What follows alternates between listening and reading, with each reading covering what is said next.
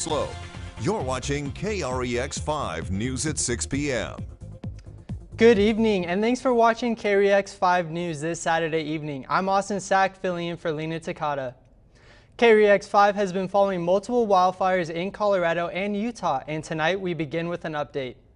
Utah's Pack Creek fire is now 75% contained. The fire started about 20 miles west of the Mesa and Montrose County borders, and is now about 12 miles to our west. The fire has burned just under 9,000 acres, but has not grown in about 3 days.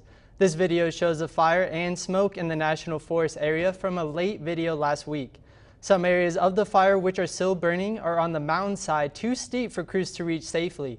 Officials say Pack Creek started from an unintended campfire on June 9th, and 169 total personnel are assigned to this fire. Highway 139 between Loma and Rangeley is now open after being closed all last week due to the Oil Springs fire.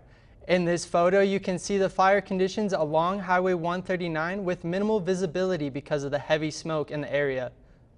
In Rio Blanco County, crews continue working the Oil Springs fire, which is now at 12,700 acres and is 8% contained. Air Resources have been working the fire to protect a nearby oil and gas field, which the sheriff says produces more than 300 million cubic feet of gas per day. Slower winds have allowed crews working the fire to begin controlled burns and place fire retardant along the perimeter of the Oil Springs fire. While the fire has grown to over 12,000 acres, it is now 5% contained. More than 200 tents are set up at the base camp for crews working the fire. The Wild Cow fire just to the south of the Oil Springs fire is now up to 560 acres and is 52% contained. Fire activity has slowed down recently with lower wind speeds and rain in the area.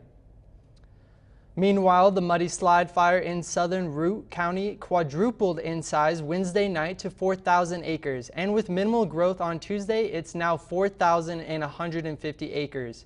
Voluntary evacuations are still in place for some areas along County Road 16. Root County is now under Stage 2 fire restrictions. And the West Fire in Moffat County grew another 300 acres overnight, burning a total of more than 3,400 acres. Crews have made progress on the fire recently, and it's now 90% contained. Officials say the fire crossed into Wyoming earlier this week, but has not grown in the last day. Stage 2 fire restrictions went into place for Rio Blanco and Moffat counties on Friday. And firefighters are gaining ground on the Sylvan fire. Burning in the Sylvan Lake State Park, fire crews have downgraded evacuation orders. The areas of Fulford, Yowman, and Hat Creek are now on pre-evacuation status.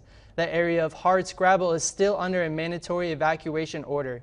This fire is sitting at just under 3,800 acres. Despite the progress, that fire is still 0% contained. Police and fire crews respond to a fatal hot air balloon crash just after 7 a.m. this morning in New Mexico. Officials say 4 people died in the air balloon crash, and 1 was sent to the hospital in critical condition, where he later passed from his injuries. According to witnesses, the balloon crashed into power lines and caught fire. Grand Junction police responded to a fatal car accident at 9 p.m. Friday night. 1 person is dead after a single vehicle crash at 12th Street and Belford Avenue. 1 person was ejected from a vehicle after striking a parked car and crashing into a pole. That person was transported to the hospital, and status is still unknown. Upon arrival, police found a second person inside the vehicle that had already died.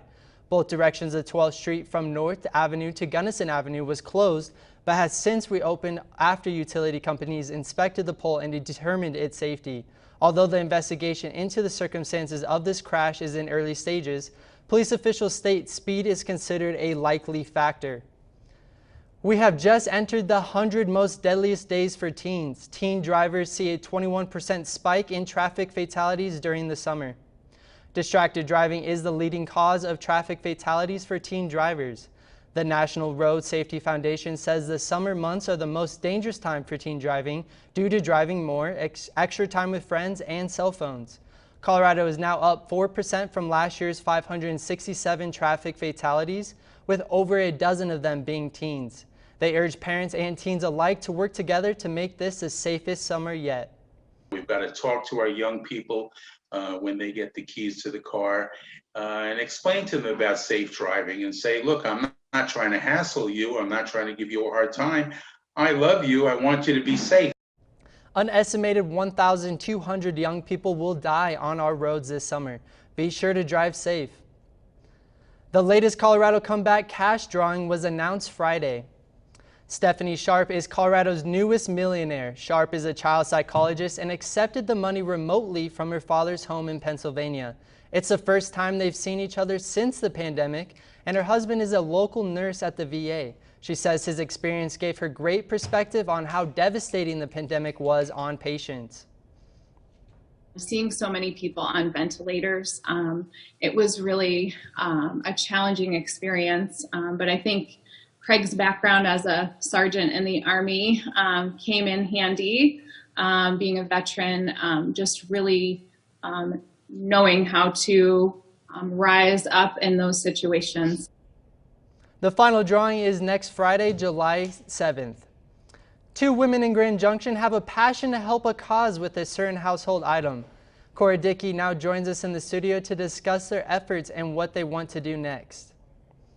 Now, making profit is not the case for Pillowcase and Sharon and Lorraine. These two take a common item people have to help groups such as foster care, single moms, and homeless shelter situations. For this dynamic duo, Sharon